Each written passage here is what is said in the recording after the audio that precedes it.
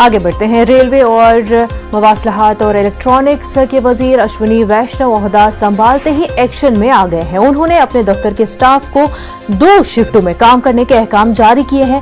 पहली शिफ्ट सुबह 7 से शाम 4 बजे तक, जबकि दूसरी शिफ्ट 3 बजे से रात 12 बजे तक होगी।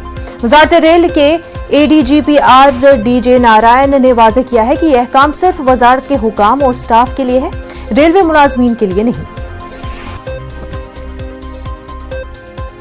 कैबिनेट विस्तार के बाद रेल मंत्री अश्विनी वैष्णव ने कल अपना कार्यभार संभाला और कार्यभार संभालने के बाद अश्विनी वैष्णव तुरंत ही एक्शन में नजर आए। उन्होंने रेलवे में 2 शिफ्ट में काम करने के अधिकारियों और वहां के एम्प्लॉयों को आदेश दे दिए हैं, यानी कि अब रेलवे में 2 शिफ्टों में काम किया जाएगा। पहली जो शिफ्ट शुरू होगी वो सुबह 7 बजे से लेकर 4 बजे तक होगी और दूसरी शिफ्ट 3 बजे से लेकर रात 12 बजे तक होगी।